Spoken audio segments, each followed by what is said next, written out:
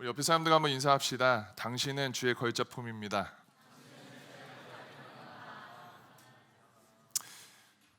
다시 한번 인사합시다. 당신은 진짜 주의 걸작품입니다. 여러분 어떻게 인사 나누면서 주의 걸작품입니다 뭐 이렇게 인사하는 게 어디 있어요? 진짜 걸작품인데.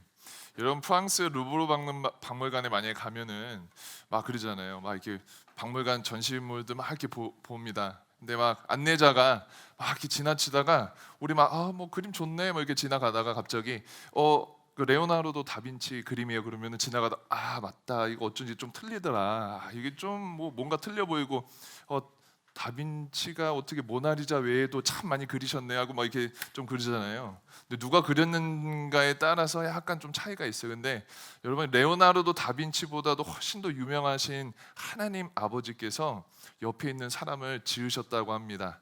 믿겨지십니까? 그냥 지나치시다가도 여러분 깜짝깜짝 놀랄 분들이 옆에 계십니다. 다시 한번 인사합시다. 주의 이름으로 사랑합니다. 여러분 우리 정말 깜짝 놀라셔야 됩니다. 옆에 있는 사람들 하나님의 걸작품이세요. 그러니까 비록 지금은 하여튼 죄와 그 어둠 속에서 약간 변형됐지만 우리는 원형의 모습을 찬양하는 중에 있음을 여러분 믿으시기 소원합니다. 여러분 지난주까지 우리가 하나님의 말씀을 봤는데 어떤 내용을 봤는지 기억나세요? 네, 한번 말해보세요. 그럼 네, 요셉 얘기를 했죠. 우리가 지난주까지 우리 내용을 보게 되면은 우리가 요셉이 감옥 안에 있었어요.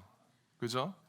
그 앞의 내용을 모르시는 분들은 유튜브를 보거나 성경을 읽으세요. 그러면 알 수 있습니다. 어쨌든 지난주의 내용은 우리 감옥에 있어서 술 맡은 관원장, 떡 맡은 관원장, 그때 당시에 굉장히 권력에 있는 사람이었는데 그 사람들을 하나님께서 그 감옥 안에 만나게 하셨고 술 맡은 관원장의 꿈을 해석해 줬어요. 그리고 나서 만약에 복직이 되면은 나는 이렇게 정말 너무나도 억울하게 이 자리에 왔어요. 저 좀 기억해 주세요 했지만 술 맡은 관원장이 복직이 되고 나서 요셉을 까먹었어요.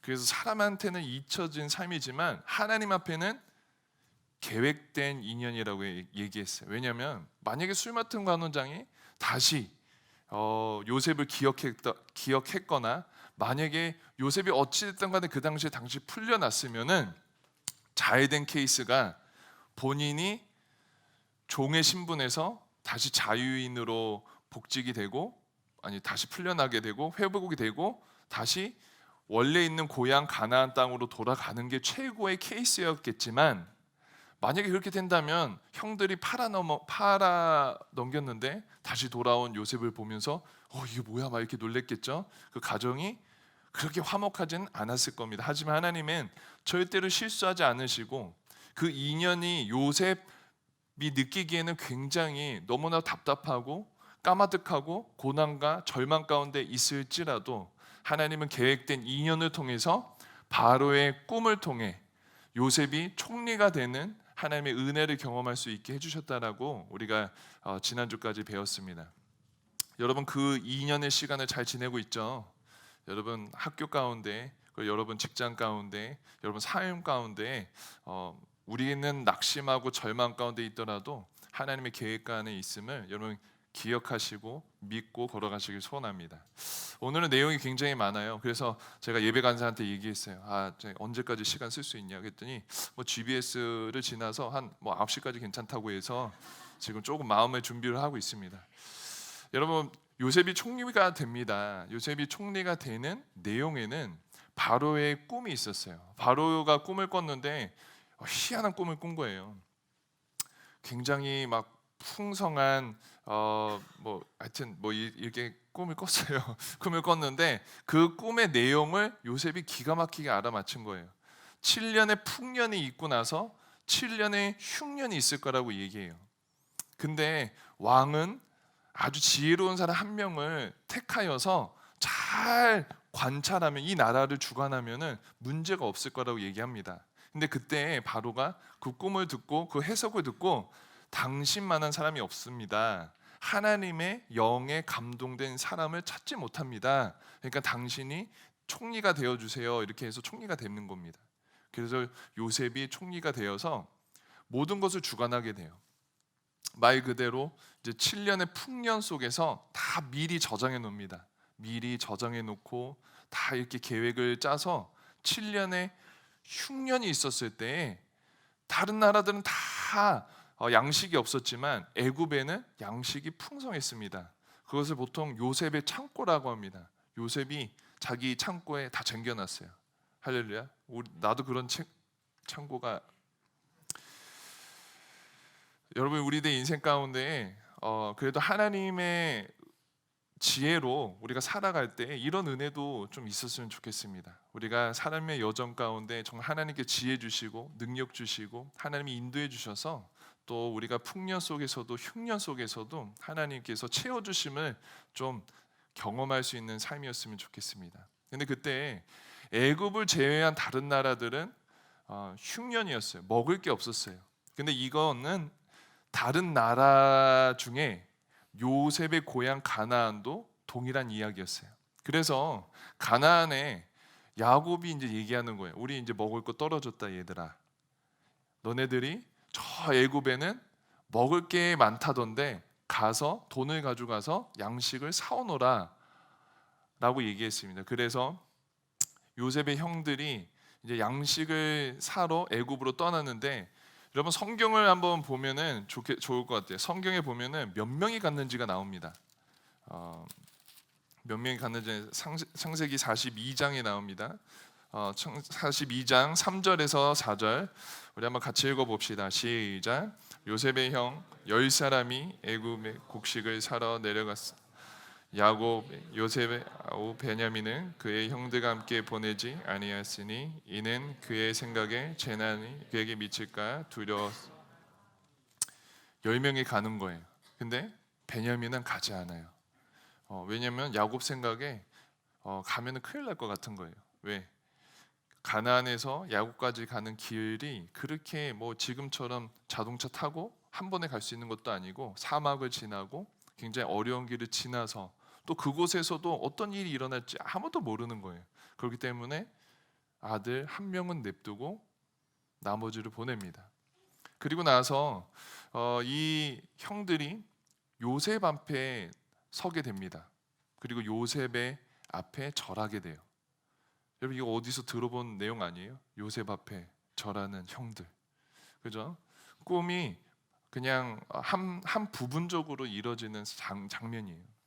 근데 이때 성경은 그렇게 얘기해요. 요셉은 형들을 알아보았지만 형은 요셉을 알아보지 못한다고 얘기해요. 왜냐?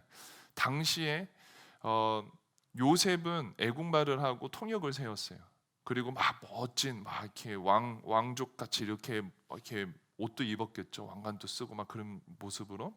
그랬기에 알지 못했다라고 성경은 이야기합니다. 하지만 요셉은 알아봤어요. 형들이구나. 그래서 형들에게 물어봅니다. 어떻게 왔냐? 했더니 양식을 좀 사러 왔습니다. 어디서 왔냐?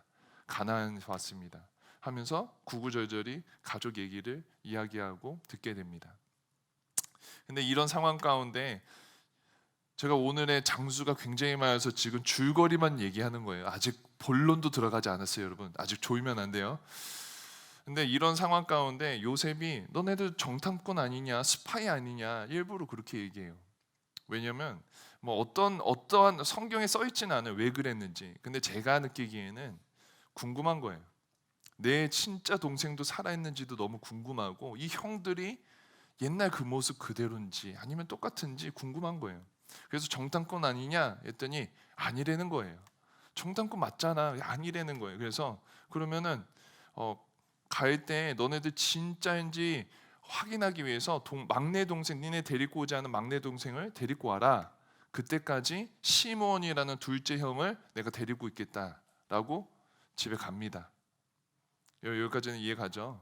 근데 집에 가요. 가나안에 양식을 싣고 다시 요셉이 성경을 보면은 다시 가져왔던 돈까지 다 넣어요. 그래서 다 가요. 했는데 이제 야곱 앞에서 모든 스토리를 얘기합니다. 야곱이 그 얘기를 듣고 아니 어떻게 요셉 앞에서 막내 동생이 있다고 얘기했냐 막 혼을 내요. 왜 그렇게 얘기했냐고 막 홍도 내고 막 이런 상황 가운데 더 기근이 더 어려운 상황 가운데 생겨나게 됩니다. 그래서 이 어려운 상황 속에서 다시 한번 야곱이 식량을 사러 가라 형들한테 얘기합니다. 근데 그때 유다가 얘기해요.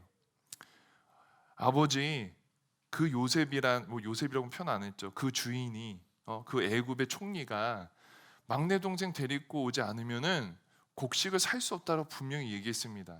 근데 이스라엘 또 얘기합니다. 야곱이 또 얘기해요. 그래도 가라.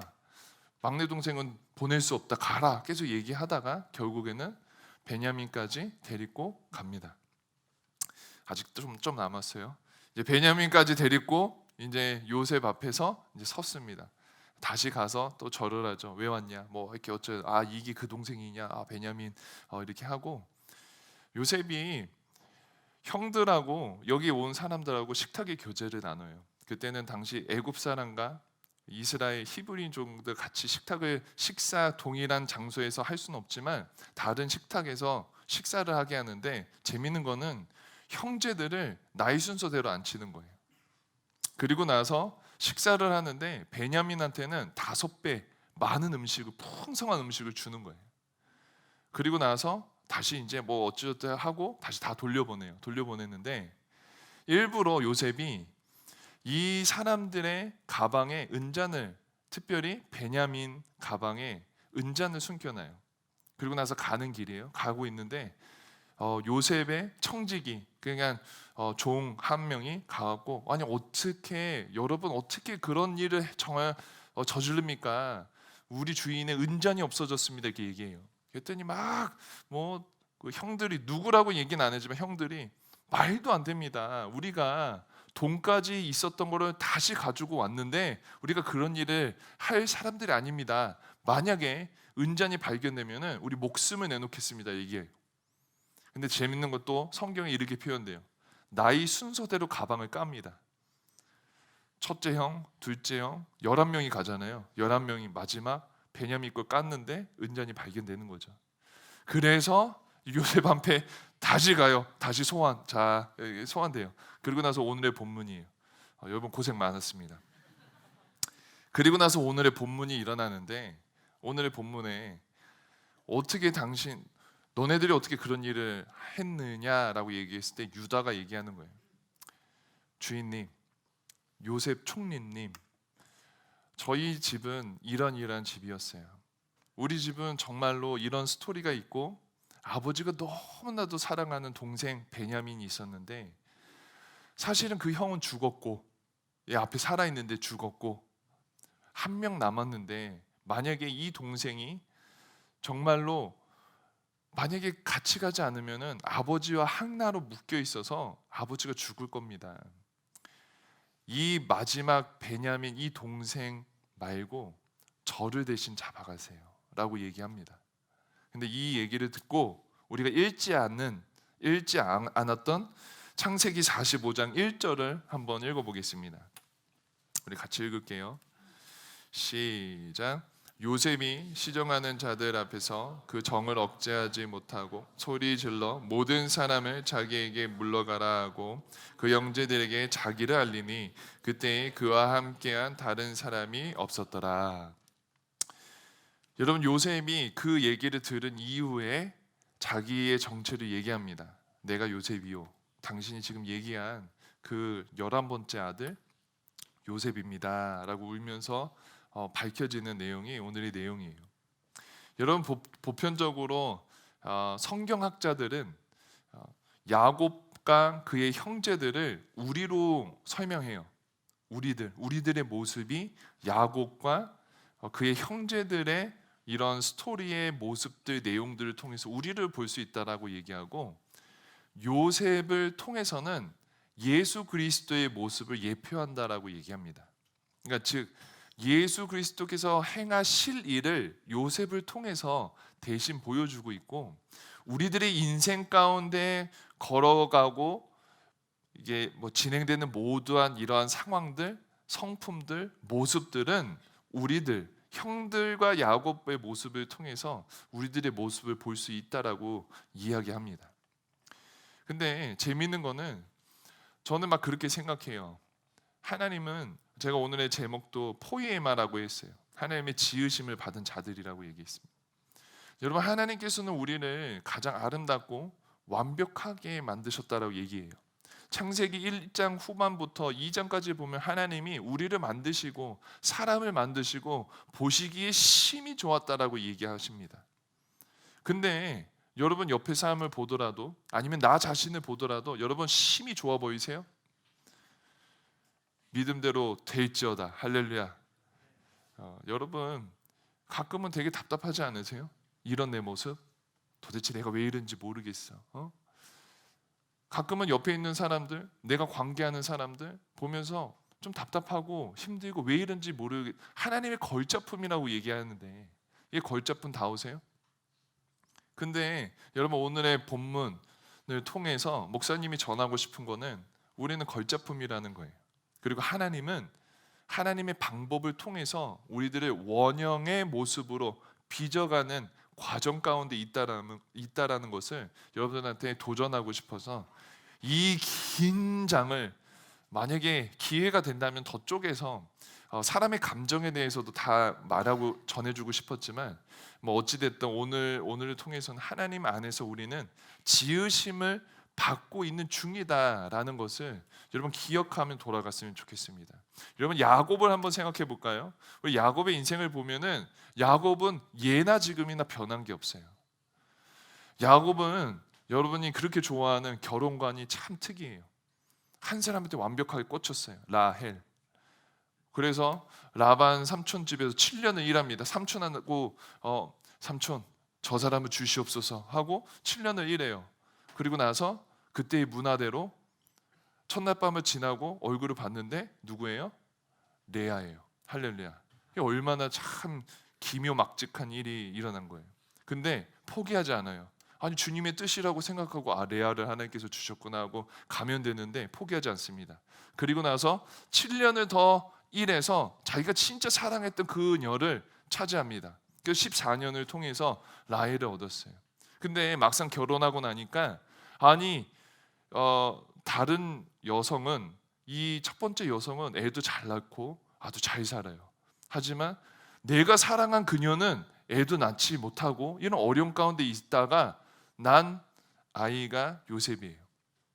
그리고 나서 계속 자신의 시녀들, 라헬과 레아의 시녀들을 통해서 계속 컴피티션이 일어나요. 누가 애를 더 많이 낳나. 이러다가 맨 마지막 라헬의 두 번째 아들이 베냐민이라는 거예요.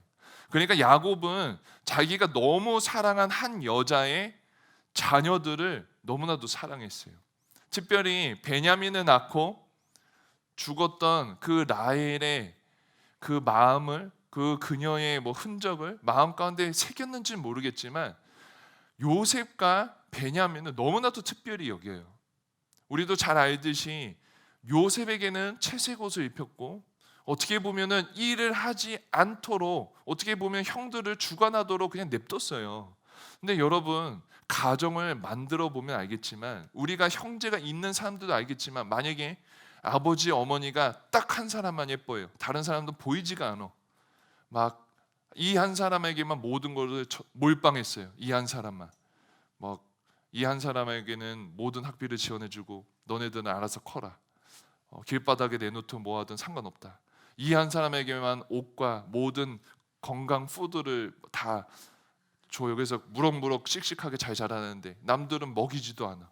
여러분 일단은 이런 상황 가운데 놓였다 하더라도 어찌됐든 내가 유독 사랑하던, 내가 유독 좋아하던 간에 가정 가운데 이러한 일을 만든 거는 잘못한 거예요.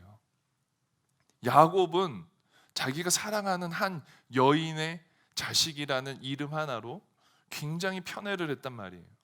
근데 돌아보니까 오늘의 본문을 거쳐가면서도 요셉에게 했던 그 편애가 바뀌지 않았어요. 이 야곱은 절대로 자기가 소중하다고 여기는 거, 자기가 중요하다고 여기는 거, 자기 생각에 맞다고 여기는 거를 절대로 내려놓지 않아요. 그렇기 때문에 애굽의 양식이 있고 가나안의 양식이 없었을 때 그 어려운 길을 걸어가는 그 여정에 자기 자녀들 반반 나눈 것도 아니고 자기 자녀들을 다 보낸 것도 아니고 자기가 사랑했던 한 여인의 아들, 남은 아들 베냐민만 냅두고 모든 아들들은 가서 양식을 사오라고 한 거예요. 즉 야곱은 자기가 소중히 여기고 자기가 고집했던 거, 자신이 생각하는 그 방법이라고 했던 것을 절대로 내려놓지 않았다라는 거예요. 여러분, 우리들의 인생도 동일하지 않으세요?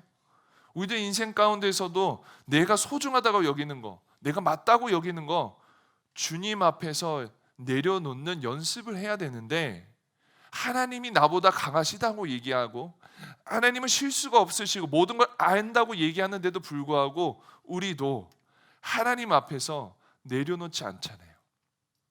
우리도 하나님 앞에서 끌어안고 있잖아요. 이것만은 안 돼, 요셉만은, 베냐민만은 안 돼 라고 얘기하는 게 우리들의 인생이라는 거예요. 여러분, 형들은 어때요? 형들도 똑같아요. 형들도 이러한 상황 가운데 좀 넓은 마음으로 관용하고 이해하고 돌봐주고 사랑하면 좋은데, 요셉 베기 싫다고 죽이려고 했어요. 요셉 그냥 질투나서 다른 나라에 실질적으로 팔아버렸어요. 그리고 나서 아버지한테 거짓말했어요. 짐승에게 먹혔다라고. 여러분, 우리 인생에도 이러한 상황들이 많이 놓이지 않으세요? 나의 상황에 유리한 대로, 내 상황에 가장 필요한 대로 우리가 거짓말도 하고 사람을 죽일 듯한 기세로 다른 사람들을 쏘아붙고 몰아세우고 다른 사람에게 파르는 것처럼 뒷담화하며, 여러분, 그게 우리들의 모습 아니세요? 하지만 이런 우리에게 하나님은 걸작품이라고 얘기하신다는 거예요. 참 모순 아니세요? 이게 걸작품 맞아요? 우리들의 소중한 거 내려놓지 못하고 허겁나 거짓말하고 뒤에서 욕하고 시기 질투 맞는 이러한 모습들이 걸작품 맞냐고요. 근데 재밌는 거는 우리는 ING예요.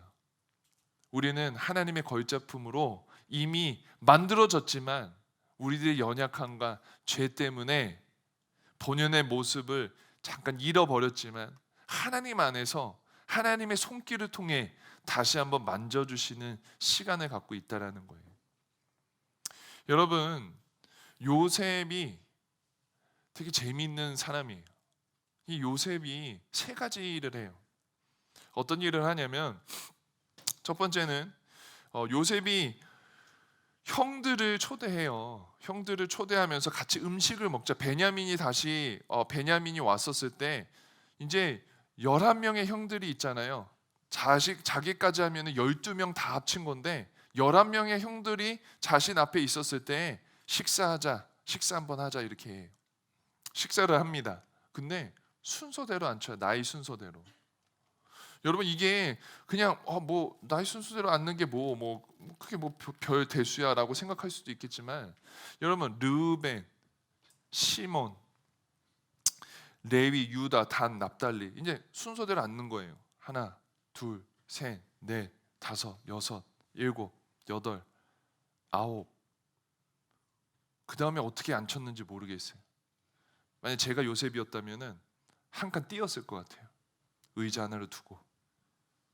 기억하니? 12번. 자, 11번 냅두고 빈칸 의자 앉고. 자, 다시 시므온, 납달리, 레위, 유다 이렇게 하면서 10번째 딱 앉힌 다음에 11번째 앉지 마. 너 일로 와. 12번 12번째 의자에 앉아. 이렇게 했을 것 같아. 근데 여러분, 형들이 좀 직감하지 않았을까 하는 생각이. 갑자기 식사를 하자는데 순서대로 앉는데 앉고 있는 이 상황 가운데 묘했을 것 같아요. 느낌이. 왜 나이 순서대로고? 앉히자마자 분명히 기억이 났을 거예요.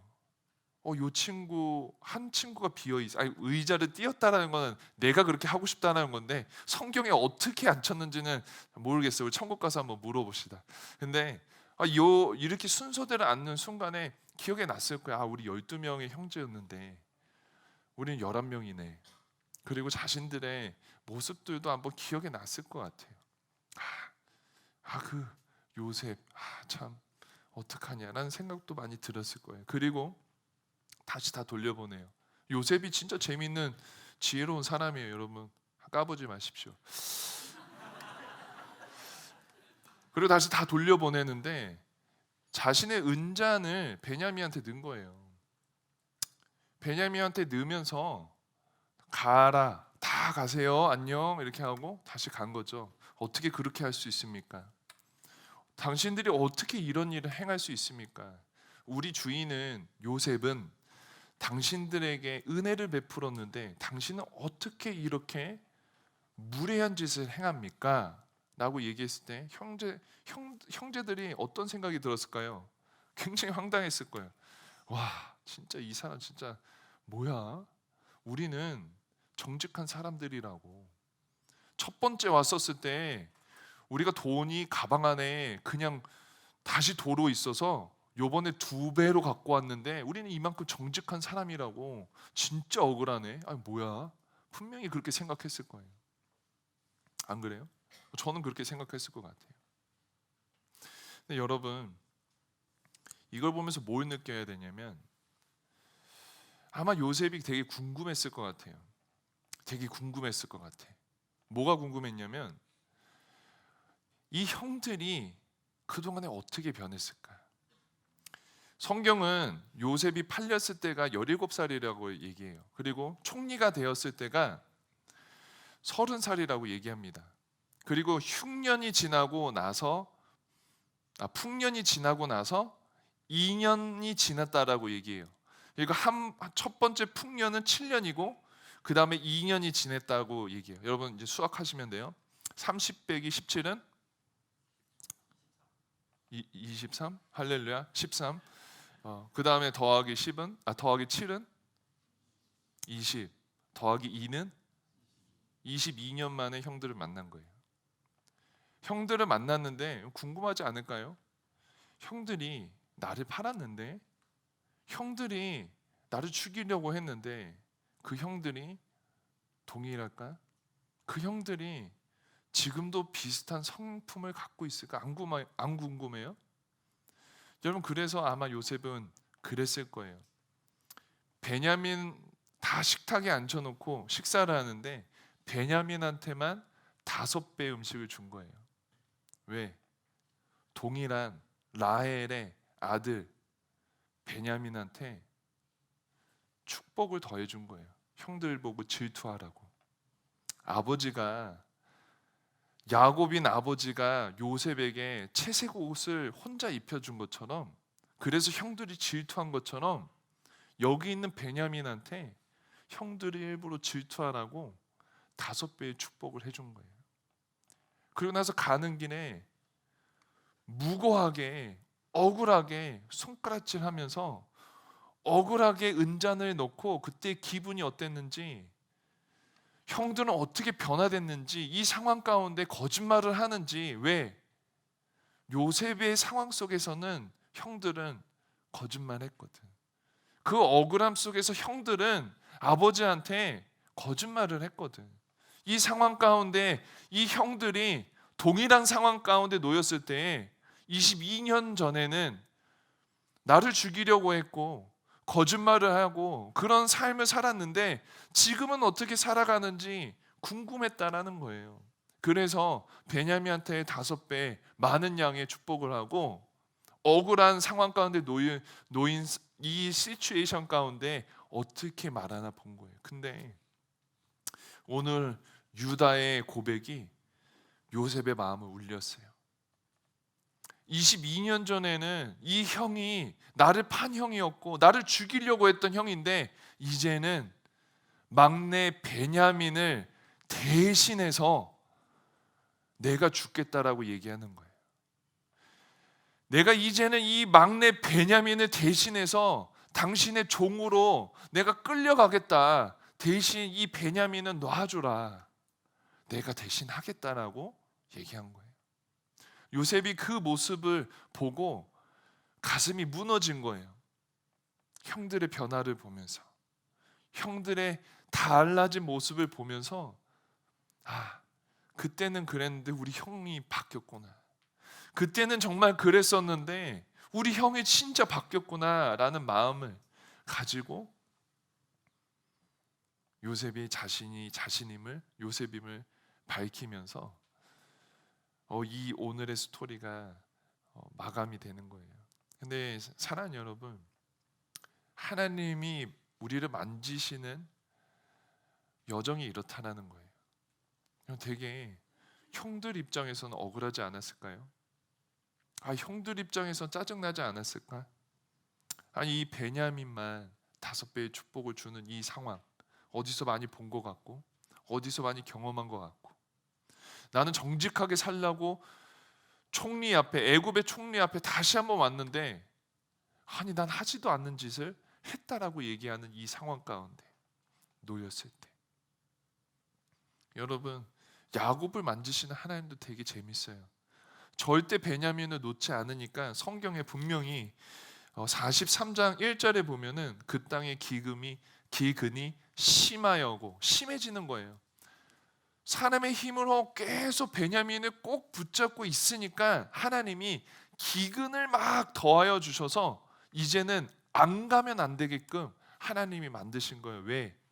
하나님이 원하시는 하나님의 사람의 성품은 하나님을 더 신뢰하고, 하나님 안에 거하고, 하나님을 더 사랑하고, 하나님의 성품으로 닮아가는 것을 주님이 원하시는데, 우리는 우리의 것으로 꽉꽉 잡혀 있고, 우리는 우리들의 생각대로, 우리들의 바램대로만 살려고 노력하는 삶을 살려고 하니까 하나님이 이러한 환경을 통해서라도 좀 놓으라고, 좀 믿으라고, 좀 신뢰하라고 하나님께서 야곱도 변화시키시고 그의 형들도 변화시키셨다라는 겁니다. 사랑하는 여러분, 우리도 이러한 상황과 삶을 걸어가고 있으면 여러분 믿으셔야 돼요. 가끔은 억울할지라도, 여러분 가끔은 질투날지라도, 가끔은 이 상황이 뭔가 싶을지라도, 가끔은 기근이 더 심해져서 죽겠더라도, 여러분 하나님은 이러한 모든 환경을 통해서 우리를 빚으시고 만지시고 우리를 인도하신 분이심을 여러분 우리가 신뢰해야 된다라는 거예요. 여러분, 제가 자주 하는 예화가 있는데, 여러분 토기장이가 있는데 이 토기장이가 원하는 그릇을 만들기 위해서는 그냥 만들어지지 않아요. 이 원하는 그릇을 분명히 설계합니다. 막 그림으로 스케치해갖고 막 이렇게 멋진 그릇, 무슨 색깔, 어떤 모양 이렇게 만들잖아요. 그러면은 반죽을 해서 초벌을 합니다. 초벌을 하고 다시 꺼내고, 이 그릇을 봤었을 때 내가 계획했던 모양이랑 조금 틀리잖아요. 깎잖아요. 칼로 깎든 망치로 깎든 깎아요. 그리고 나서 끌로 그 모양을 만들겠죠. 내가 원했던 모양. 붓으로 원하는 색깔을 칠하겠죠. 그리고 나서 다시 어떻게 해요? 재벌을 해요. 다시 또 불에, 그 뜨거운 1000도 넘는 불에 다시 넣었다가 빼요. 여러분, 하나님이 우리를 만지시는 그런 모습이 이렇다라는 거예요. 처음 우리가 하나님께 지으셨던 그 모습, 보시기에 심히 좋았다라는 그 모습이 있는데 넘어지고 무너지고 쓰러지는 이 모습, 다시 한번 하나님이 계획한 그대로 만드시기 위해서 가끔은 뜨거운 불에 집어넣으시고, 가끔은 끌로 모양을 새기실 때는 우리가 따갑고 아프고 힘들겠지만, 가끔은 붓으로 색칠을 하셨을 때 우리는 차갑겠지만, 그리고 나서 다시 한번 불에 넣으셨을 때 너무나도 뜨겁겠지만, 하나님은 우리를 원하시는 모습으로 빚으시는 여정 가운데 있다라는 거예요. 여러분 잘 들으세요. 여러분, 세상의 과학이 발전하고 여러분 많은 것이 발달해서 우리는 하나님을 부정하지만 오히려 하나님을 증명하는 여정 가운데 있음을 여러분 기억하셔야 됩니다. 의학과 정말 이런 게 창조를 우리가 어떻게 지은 바 됐는지에 대해서 설명하고 있는데, 여러분 사람의 눈은 어떤 레이저보다 뛰어나서 150가지 칼날을 담아낼 수 있다고 합니다.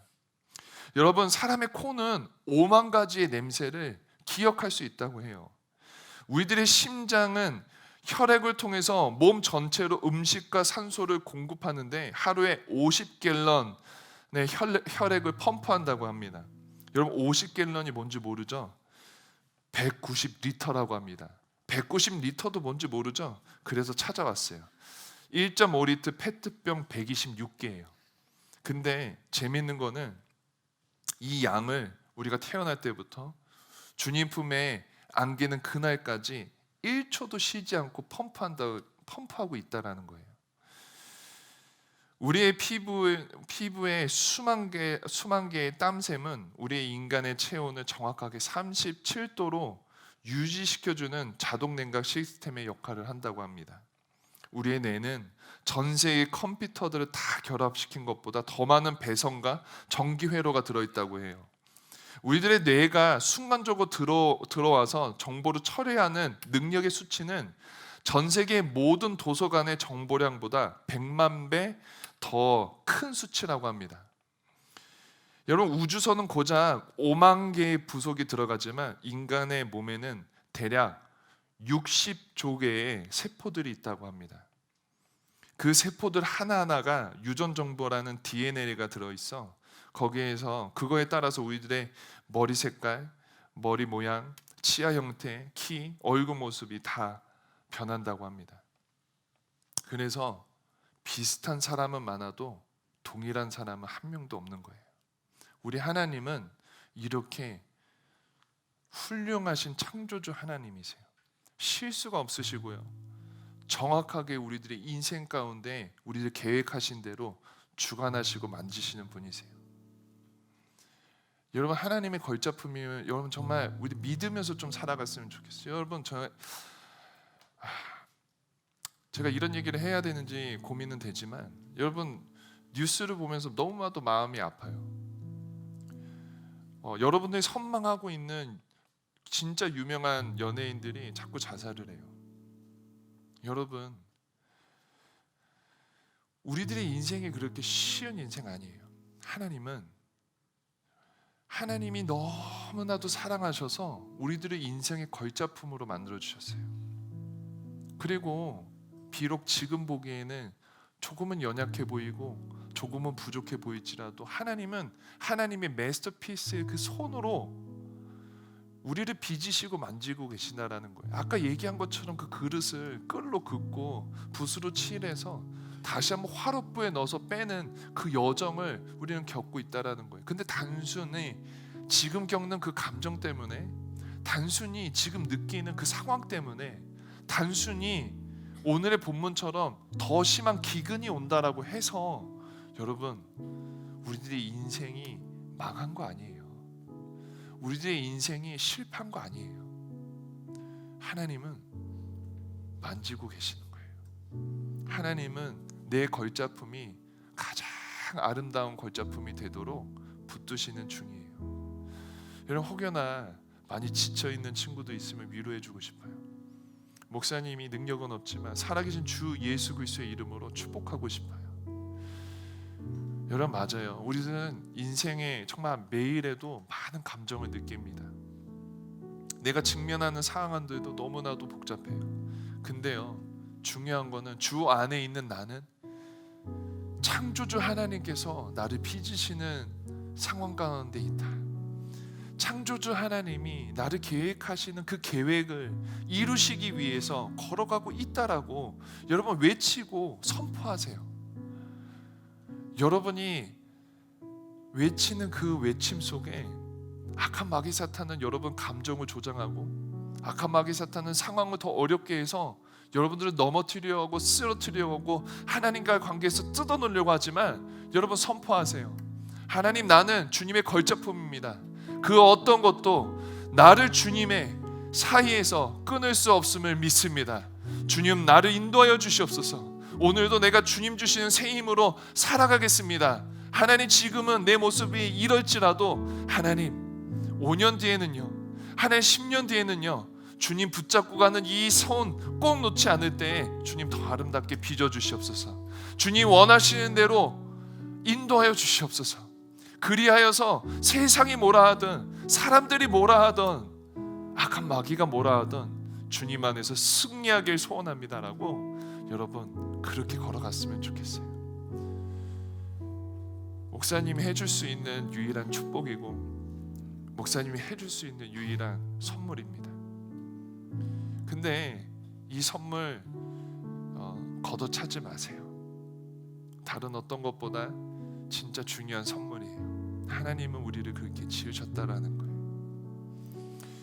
여러분, 청년의 시기에 살아가기 어렵지만 내가 주 안에 있을 때, 여러분 직장 잘 못 가면 어때요? 많이 쓰러지면 어때요? 여러분 많이 관계 가운데 실패하면 어때요? 내가 그렇게 빚어지는 거죠. 하나님께서 나를 만지시는 상황이죠. 여러분 힘내세요. 힘내시고 야곱을 바꾸신 그 하나님이, 요셉의 형들을 바꾸신 그 하나님이 나를 바꾸실 줄 믿습니다. 그럼 한번 찬양하고 주님 앞에 나아갑시다. 아무것도 두려워 말라.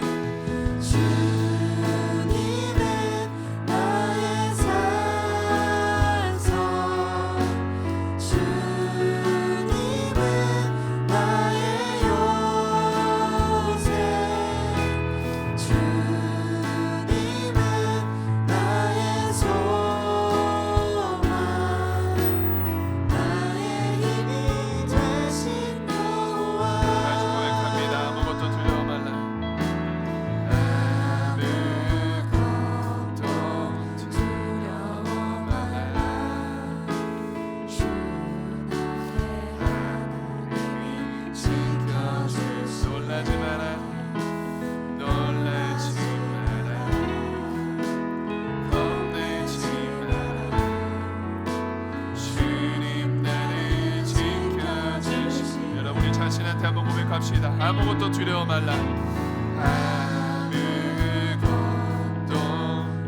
두려워 말라.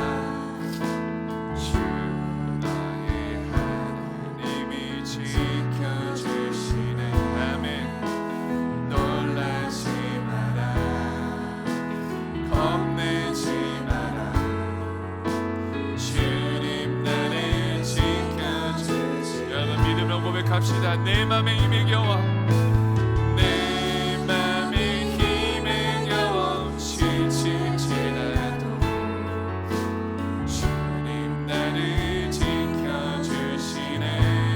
세상의 험한 풍파, 세상의 험한 풍파 몰아칠 때도 주님 나를 지켜주시네.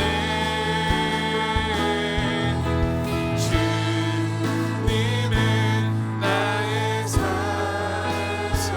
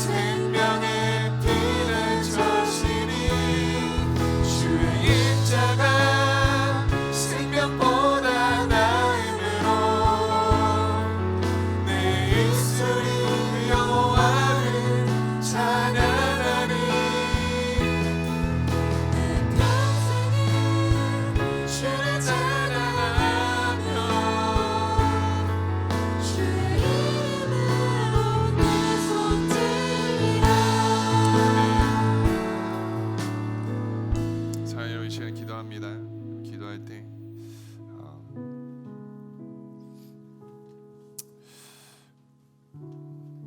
여러분이 처한 상황은 하나님과 우리들의 사이를 끊을 수 없습니다. 우리들이 느끼는 감정도 우리와 하나님의 사이를 끊을 수 없습니다. 사랑하는 여러분, 이 시간에 한번 기도할 때 여러분 마음으로 한번 기도했으면 좋겠습니다. 하나님, 제 자신을 보면 참 처량할 때가 있습니다. 남들은 다 잘 나가는 것 같고, 남들은 참 잘 지내는 것 같은데, 하나님 왜 나는 이렇게 꽁에 있고, 하나님 왜 나는 이렇게 살아가는지 모릅니다. 왜 내 상황은 야곱이 처한 기근 같고 그냥 기근이 아니라 계속해서 더해가는 기근 같은지 모릅니다. 하나님, 요셉의 형들이 느꼈을 그 질투도, 그 감정도, 억울함도 하나님 내 삶에는 왜 이렇게 많은지 모릅니다. 하지만 하나님, 오늘 말씀을 보니까 이 모든 게 다 하나님이 하나님의 자녀를 빚으시는, 하나님의 걸작품으로 만드시는 하나님 여정 가운데 있었음을 고백합니다. 하나님, 내 삶도 하나님의 손에 있음을 하나님 고백해 봅니다.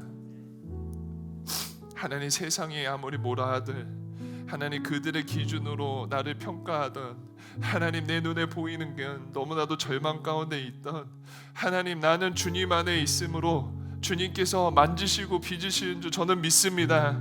하나님, 악한 마귀 사탄, 하나님 나를 끌어들이려고 하고 넘어지려 하고 하나님과의 관계를 하나님 멀어지게 하겠지만, 이 시간에 선포하기는 주님 나를 붙들어 주시고 나와 함께 하심으로 그 어떤 것도 주님과 나의 사랑에서 끊을 수 없음을 선포합니다. 주여, 나를 만져주시고 나를 붙잡아 주셔서 하나님의 걸작품으로 인도하여 주시옵소서라고 우리 한번 주님의 은혜를 구하면서 나아가겠습니다. 저를 따라합니다. 주여, 은혜를 더하여 주시옵소서. 주여, 나를 살려 주시옵소서. 주여, 나를 도와 주시옵소서. 기도하겠습니다. 오 하나님, 여기 있는 사랑하는 청년들 주여 앞에 올려드립니다. 하나님, 세상은 참 많이 하나님 우리를 왜곡합니다. 하나님, 우리 쓸모없는 존재라고, 하나님 정말 루저라고, 패배자라고, 하나님 우리들 손가락질하고 끌어내리려고 하지만, 주 안에 있는 나에게 참된 근심이 있으랴. 하나님, 주님 안에서 참된 회복 간식을 누리길 소원합니다. 하나님, 이 청년의 때에 주님 안에서 씨름하게 하시옵소서. 이 청년의 때에 하나님을 닮아가게 도와주시옵소서. 하나님, 뉴스가 보기에 하나님 우리가 너무나도 절망적이고 자기의 삶이 너무나도 값어치 없이 하나님 그렇게 보이는 때가 많이 있지만, 하나님 우리 사랑하는 자녀들에게는, 사랑하는 예수 사람들에게는 하나님 그 어떠한 것도 하나님 주님과 우리들 사이에 하나님 끊을 수 없음을 하나님 이 시간에 선포합나니, 하나님 주님이여 역사여 주시옵소서. 깨닫는 은혜 허락하여 주시옵소서. 주님을 바라보게 도와주시옵소서.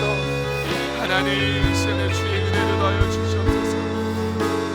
하나님, 무가치한 삶이 아니라 하나님을 바라보는 삶으로, 하나님 연약한 삶이 아니라 주님께서 빚으시는 삶으로 인도하여 주시옵소서.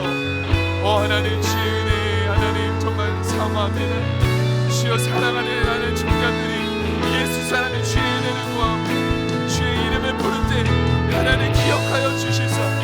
하나님 만지시는 창조자 손에 있음을, 하나님 주님의 손에 있음을, 만유의 주의 손에 있음을 하나님 기억하게 도와주시옵소서. 하나님 기억하여 주시옵소서.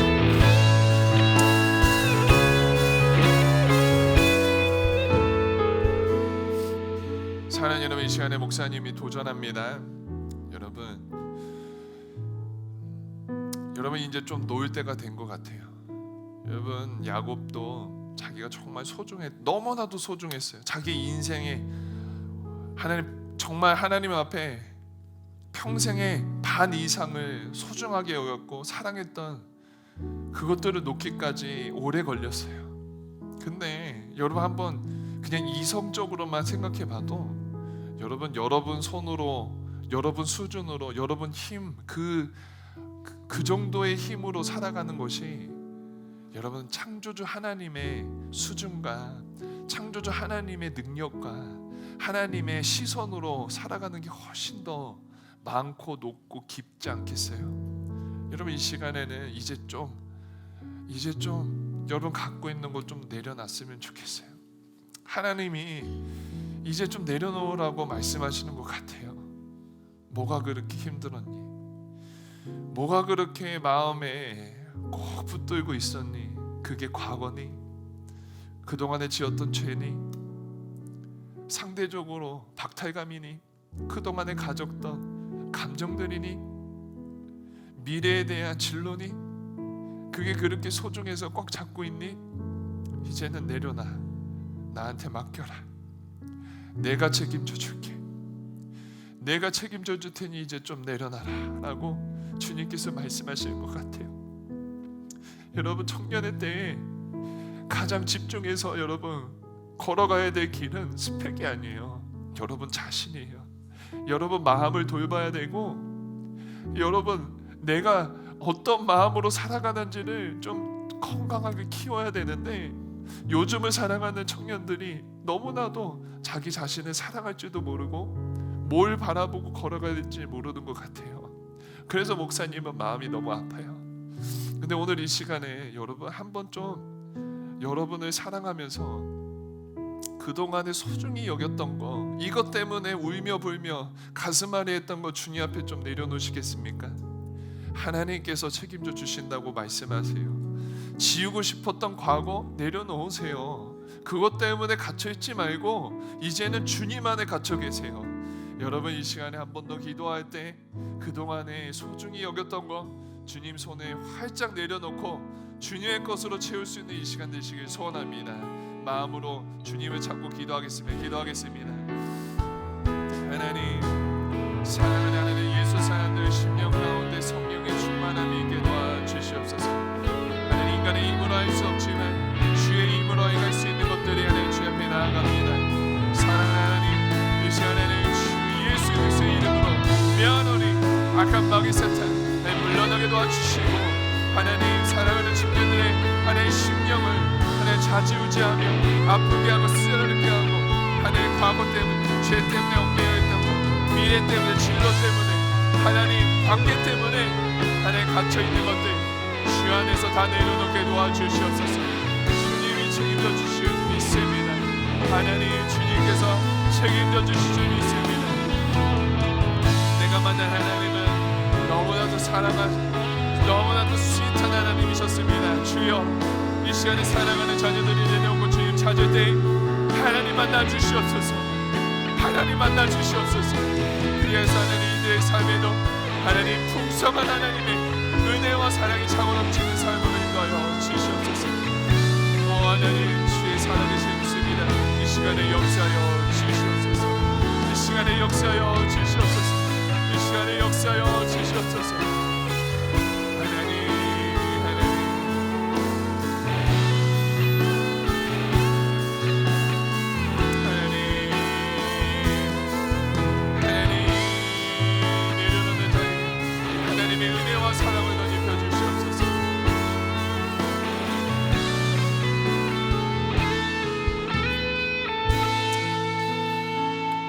감사합니다. 하나님 우리는 주님의 걸작품임을 믿습니다. 지금의 모습이 아니라 하나님 빚으셔서 만지셔서 깨트리셔서 도우셔서 하나님이 창조하신 그 원형의 모습으로 하나님의 걸작품에 하나님 정말 그 모습으로 변화되어 가고 있는 중입니다. 하지만 이 변화되어 가는 모습 중에 사람들은 손가락질 할 수 있습니다. 지금 뭐야? 뭐 하는 거야? 이 상처 뭐야? 이 색깔은 뭐야? 하지만 하나님, 저는 믿습니다. 우리 주님 앞에는 실수가 없음을 믿습니다. 주여, 주 안에 있는 우리들에게 참된 자유를 허락하여 주시옵소서. 하나님, 세상의 가치에 따라가는 삶이 아니라 하나님 주님 안에 거하여서 하나님 변화될 모습을 꿈꾸며 함께 동행하는 그런 아름다움을 꿈꾸며 주님 걸어가겠습니다. 하나님, 우리들 하나님 더욱더 주님 닮은 모습으로 인도하여 주시옵소서. 그래서 나의 변화된 모습을 통해 하나님 요셉도 하나님 화해하고 용서했던 것처럼 하나님 다른 이들에게 하나님의 살아계심을 전할 수 있는 삶으로 인도하여 주시옵소서. 사랑하는 하나님, 귀한 예수 사람 한 명 한 명 주님 축복합니다. 하나님, 이들의 마음 가운데 꼭 붙들고 놓지 않았던 거 내려놓게 도와주시옵소서. 내려놓을 때에 주님께서 치료해 주시고 주님께서 내려놓을 때에 하나님 책임져 주시옵소서. 그래야 해서 주님께서 인도하시는 삶이 어떤 삶인지 하나님 경험하고 간증하는 하나님 예수 사람들 되게 도와주시옵소서. 그렇게 행하시고 역사하실 주님은 너무나도 기대하며 하나님 감사합니다. 주님 사랑합니다. 주 예수 그리스도에 감사하며 기도하였습니다.